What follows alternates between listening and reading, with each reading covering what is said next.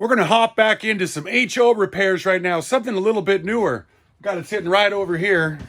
This Kato SD90MAC showed up from Lynn McCurdy out there. And it was nice because this here SD90MAC that I decorated up like an SD60MAC, well, they're going to be twins. They look really nice to each other. I don't know anything about this one. We're going to pull it down and see what it's going to take to get it going.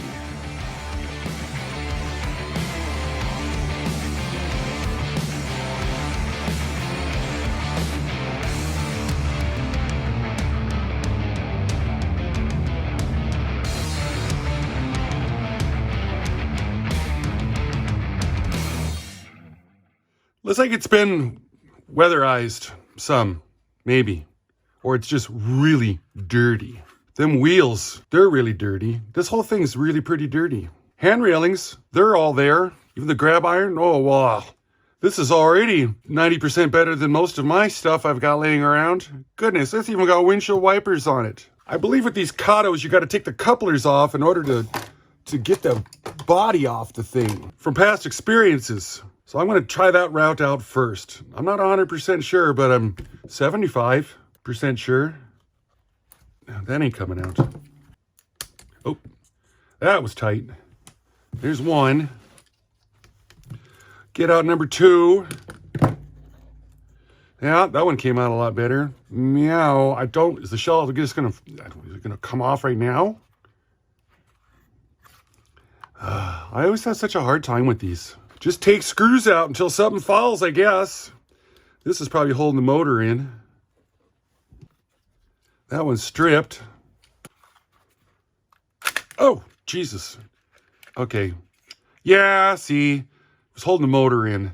But that's all right. We can fix that stripped issue. Oh, took out a hand railing because of my incompetence. If they had built them the same way, it'd be a lot better. But they never do, so it's always a hassle for me. Drive lines, falling out, pickups. Let's keep going here. Got this light board up here, so it is interesting to see that it's DC only in its current configuration. This isn't going to be a good idea because the power to the motor is coming down through there. So I'm not going to want to do that. I'm going to get the man tip off this thing, go to something a little more gentle. The precision tip, give that thing 3 seconds to warm up, but I'm going to put these screws back in. It's DCC-Ready for an 8-pin decoder. It's interesting how they just got this open. I always wondered which ones they cover to make that happen. Now we know. Now this is ready. One more time over here. Yep. Get this guy out. I think that should have came off with the body.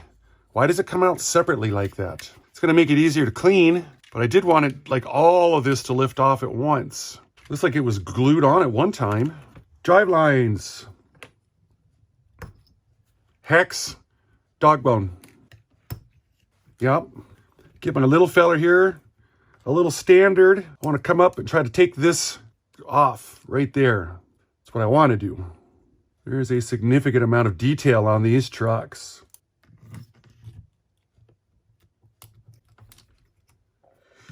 Top piece. Get out the worm gear. Right here. Truck drops out the bottom. Oh yeah, I really got to get them off because that should be soldered on there. It's just press fitted on. Let's take this bottom off. As usual, this is the first time I've ever done one of these things ever. So we're going at it together, looking and seeing how it's built and reverse engineering it. I can see that there's couplers right here. They're holding this bottom piece on to the truck, to the assembly. So I'm gently trying to work these things down. I'm going to turn the camera off and keep fighting this thing before I run out of hard drive space to store all this footage of me fighting with it. Well, I just got all 6 of these things unlocked. Here, and I don't even know how I pulled it off. Look at all them gears. There's just a mess of them in there. Is this going to come apart yet? Oh, hey, look, the side frames are starting to come off. There's a screw right there underneath the wheels. Screw right there underneath the wheels. Oh, we're slowly getting someplace. Yeah, those were glued. Somebody glued something there. Right down here, they've been glued on. Makes it a little tough to get in there. Wheels will come out. The screws. Look at them little things. Goodness. Sure. Hoofda. How are these in there? How are they set up? Like this. They go up and down around the axle there. Axle, sure, yes. They all look to be there. Kind of don't want to take those wires off there. But we do got to clean this stuff up. A left. Oops, I went the wrong way. A right. Wish I would have thought it was this dirty. I would have got the ultrasonic all warmed up. I'm going to do that now. Oh, that actually makes noises just when I spin it. It feels rough. It's actually an open motor because right in here's the brushes. Faked you out thinking that it was a can motor, but it's not. We'll be able to lube that up a little bit. Start cleaning this stuff. Here's one truck taken apart. I'm going to start cleaning this stuff. If you don't have an ultrasonic cleaner, you can use odorless mineral spirits and a Q-tip. But I'm going to throw them in a baggie and give them 4 minutes at about 90 degrees with 50-50 simple green, degreaser, and water. We don't want to go heavy. I'm going to wash this stuff by hand. I'll get this other truck out and see if I can get this detail off down here. See if we can clean this, what it's going to take. Here's the second truck all taken apart. Ultrasonic it. It's going to remove that weathering that was on there. There seems to be two people in the world. People that love to weather and people that don't. And I'm a don'ter. I don't like the weathering. 50-50 of the simple green, 50% simple green, 50% water. This has already been thinned out. So I use it all the time. We put it in a baggie like this, so that way all the filth stays in the baggie, and I just have clean water in the ultrasonic cleaner. So we got 2 trucks. We're gonna do it twice. I'm gonna float these in the cleaner so that the water in here gets up to 90 degrees as well before I turn it on, so that way it's more efficient. I got the details off the body. These are weathered. Oh no, what am I gonna do? I can't ultrasonic this. Well, this I could, but it might take that yellow off, and that'd be bad. Oh, it's even got lighted ditch lights. Holy moly. So it's gonna be like clean on the bottom, and then it's gonna be dirty on the top. Oh, that's a predicament. These little fuel tank details, they had a little snap here that tells you which direction it goes, like this as it goes around the tank. Sure. These had a couple little bosses that slid off the frame from this pin right here and right here that held these details on, and they only go on one direction when you go to put them back on. So it's been pretty straightforward. So now we're down to a stripped out frame. This I'm going to have to Q-tip it with the mineral spirits, because if I ultrasonic it, it's going to pull that black off, and I'm not really in the mood to have to repaint it again because that just takes time. On to the next step, cleaning everything up. Yep.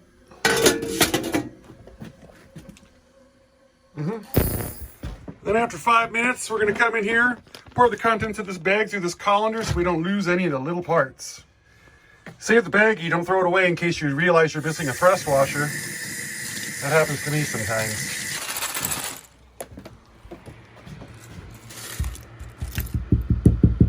Ew, what is that? I've added this fan to the drying rack here to expedite the process. I'm gonna rinse that other bag out. What is this? It's another scub. Ugh, gross. But soon we can begin reassembly. Here's the body cleaned up. The weatherization didn't come off, which is fine. So I didn't put those pieces to this frame in there because I didn't want it to look silly. I'm pretty sure that this isn't really supposed to fall apart like it did quite as easily. So I'm gonna work on, see, it locks down with these tabs right here into the frame right there. And this locks on there, but looks like it's had a fire right there for some strange reason. But I don't want the top and bottom to separate because it broke the handrails and it does things that it's not supposed to do. I'm going to glue these. I'm going to make this a lot more better, special, permanent, and it'll look better sitting there too. It won't be all warpy. Work on getting this happening so this doesn't, see, that's what's happened there. That's why that's broken. Plus I would have broke it myself. That's why it's broken right there. And it's still going to fit. The motor will fit in there, right? Will it? Yeah. So that's my master plan. Boy, I should have paid attention what was the front and what was the back on this. I'm gonna have to go and look at my videos. This is the front here because these are in there, which allow room for these ditch light marker things to show up down here when they're down when they're supposed to be. So that tells me that's the front. And I think that the 8-pin went to the back. So I remember the wires, the pickups of the motor in this general area there as well. But I will go back and review the video just to make sure, because there's just no reason to be dumb about it. Putting these little fellers back in here. Yes, fits that side nicely. They're still filthy. Well, weathered, I guess it's technically called. Yeah, that one there, sure. Look at this little guy sticking out. I can't believe I haven't broke that off, to tell you the truth. Now the fuel tank guys, they're gonna come around like this, and I did get a little cleaner. This one's going to go on like this. What's going on here? Click it, yep, there. Now all them details are in. I still decided that this is the front. I'm still deciding that the motor's gonna go forward, and them screws, they were stripped out. That one wouldn't even come out. Interesting motor mounts on it, but they're kind of a hassle to get in there. Get one, lose the other. It's because they're pushed out, see? Some here. Oh, we should probably lube this. Right now is a good time because you can feel it, that it's dry. Give a little taste of the Super Lube multi-purpose synthetic oil. Yep, smooth your right up. No wicks or nothing like that available for it. Can I just push this in? Go there. Yes, my goodness. Every time go to use this, you gotta make a new tip. I'm gonna put just a taste on these here, just a little peck, to try to help that I'm stripped out issue going on. You can break this glue. I've done it before. You do this and you got to take it back apart for some reason. That's why you put just a peck on it. So there's all that. I get a lot of emails every week about people that want to promote their products on my channel. And I don't do it because, for one, I haven't found a product that I think is worth anything to promote on the channel. And then I realize I've got a really important product that I should promote on the channel. Classic Model Trains World. I think the most important one is our members that are out there. They're providing the most amount of extra income that comes into the channel, well, week to week or month to month. I want to thank everybody that does support the channel through our memberships. It's all through YouTube. There's a join button at the bottom of the videos, every one of them. Click in and it'll describe how that works, how it breaks down. People are always asking me, how do I become a member? That's what you got to do. You got to be subscribed first to become a member. That generates lots of extra income, and it helps support the $1 club layout for the storage of the building that it's in right now. We're about halfway through the video right now. It is an excellent time to do Classic Model Trains, Classic Model of the Week. Do you guys know who this is? If you do, type it in the comments down below. If you don't, hang out till the end. I'll let you know who it is. Let's get back into working on this stuff. I've been working on gluing this walkboard, this thing, the bottom, to the top, to the shell. I think it's working well. I'm using this plastic weld. It sets up really fast and it actually melts the plastic together. And I was being careful not to get it to the outside to make it look ugly. This thing has got like it's flat, and then they sprayed the weatherization on it. And then when you touch it right here all the time to lift it up and move it around, then it's rubbing off. Makes me wonder if a guy should seal it, give it a flat, and that would lock that color in. And I'm also going to go by and I'm going to, there's little things like this here and this here that's flopping in the wind. I'm going to see if I can get those glued up using this, because I know the CA don't work, because this stuff it's a very specific kind of plastic. Here we got something broken off over here, so I'm going to work on these railings and see if I can make them prettier or not before I just give up on them. That's my goal on that, because now's the time to do it. So here's our disassembled truck right here. The 6 gears, 3 axles. Here's the gear towers, or the main frame covers, the bottom cover, the juice flowers, more juice flowers, the lock in there. There was a lot of ick on these. The gears are in different sizes, but it boils down to the 3 big ones go right underneath the tower, and the 3 smaller ones go up here in the front. We're going to take out the Super Lube multi-purpose synthetic grease this time. Toothpick. And I'm going to lube up these little bosses right in here where these gears are going to ride at. 6 of them, 6 for this side. And then we will take the big gears, 2, 3, and then they're going to do the little gears. 1, 2, and the 3. Get this other side, the other gear tower half, or truck mainframe chassis. I'm sure it's got a real word, a real name for it. This part. Give them a taste, and then get all this lined up, put together. You can test it if you got it in, because you can be able to roll the gears. Sure. These little Phillips screws to hold this whole thing together. Gentle, don't get all crazy with it. Now's an excellent time to get some super lube on these gears. Roll it through until you see a sheen on them. A sheen, which means they glow. They look glossy. Sheen, no sheen. Now I've yet to actually clean these wheels. Oh, and I think that's going to be important. Let me get set up with the wheel cleaning device. So I've got these things right here. There's a link down in the description form. Rotary wheel, I don't know what they're called. But I'm using the 1000 grit one right here. These are directional. We don't want to get into them too deep, but they're bad right now.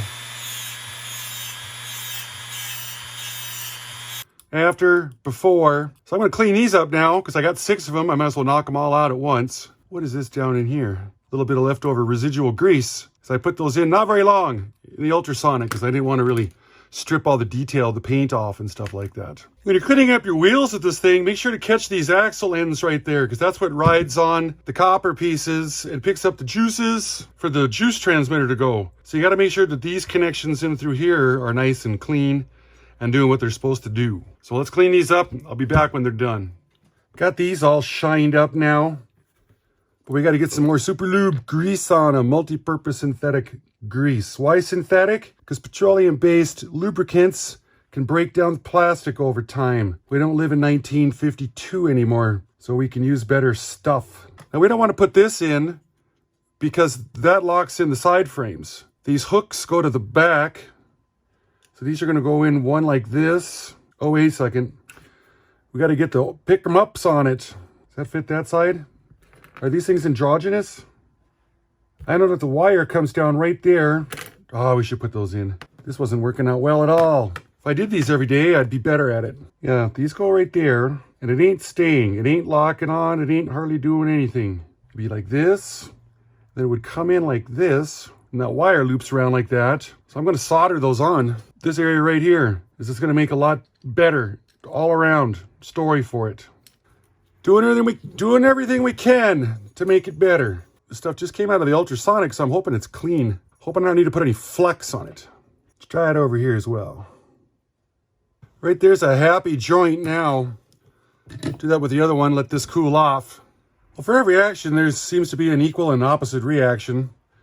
When these side frames are pushed in, they're locked in by this bottom piece right here. These pins right here hold these side frames in, which makes these trucks like really, really nice. And if you get all crazy with your blob of solder right here, it holds it out just enough that it won't go in all the way. So this area here, just some solder. It'd probably be easier to lay some solder down on the copper and then put the wire pickup on and then warm it up again and solder it so that the connection's more on the inside.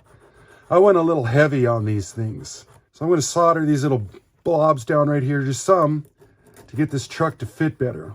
Curve pieces go to the back of the truck. You can see where this little finger sticks out here. That's how you know what's the front and what's the back. You can look in here. I can see that my locks, they're coming in all the way. I believe they're going to engage. And then at this point, you can also put the wire in there and then use this and pinch it in so it sits in its spot that it's supposed to be in. I'm not used to working on these fancy ones like this. We'll leave these loose so we can put the wheels in as we go like that. Instead of trying to fight all this all at once. Makes it a little hard. So the wheels are in, side covers are on, wires are hooked up, wires are in their proper space. These strain reliefs right here. If I'm lucky, I should be able to take this and push it in place, and it looks like it goes on any direction. Wow, there's a lot going on in that thing, I gotta tell you. Got our chassis here. Where's my, oh, thought I lost these wing bangs like this, the drive lines. Bring the wires up, make sure they don't bind. Get it on the bolster pin. Get that in there. Oh yeah. I'm gonna put some oil underneath these bushings right here, and there's one at the back. And I want to put some super lube grease on this worm. Roll it through. Sure. It's going to spread around out there. It's going to get to everywhere we need it to be. Going to put our lock on. Clips in. That is what that is supposed to look like. Those wires were supposed to be in here. I don't know if there's like tape that goes on those. Something to hold that so it keeps it nice. Or does it just sit there like that no matter what? Just something to keep it pretty. Yeah. Oh, sure. Clean. My goodness. Way better pickup. Power pickup. We're going to do this again on the other truck. Almost got this together and ready to give it a test. Got all the trucks in. Now we're going to work on getting these soldered back in. It's unfortunate that they've got them both in like the exact same spot. It's hard to wire two wires in at the same time. They don't like to stay very well. Guess that wasn't bad. Left to the left, right to the right. Sure. This one looks a little cold right here. When I hit this just a bit more, that's better. It's excessive, but it's better. Wonder if these have got directional. I don't see a diode on there at all. Let's check it on, see what it does. Turn some power on here.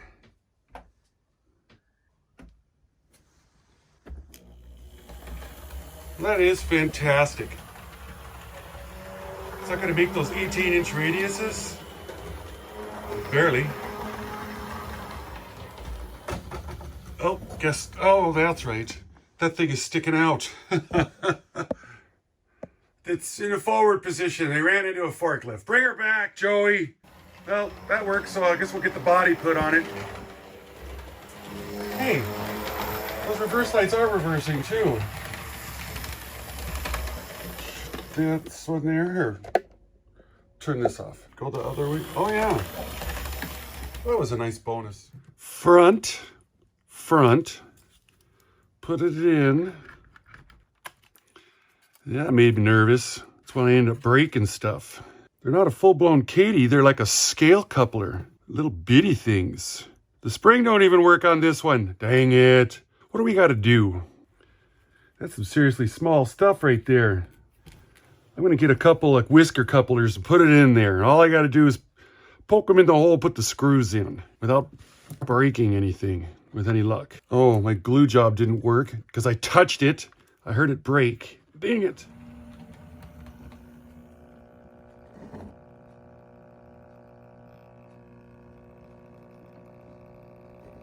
Not too shabby. DC. It's only got a creep mode.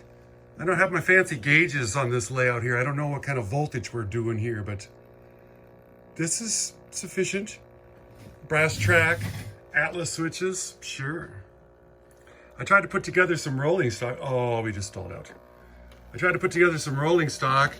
I don't have anything good here. Everything I got is missing a coupler or the wheels. This doesn't make it around the track very well at all with the swing out. On these 18s, it looks silly.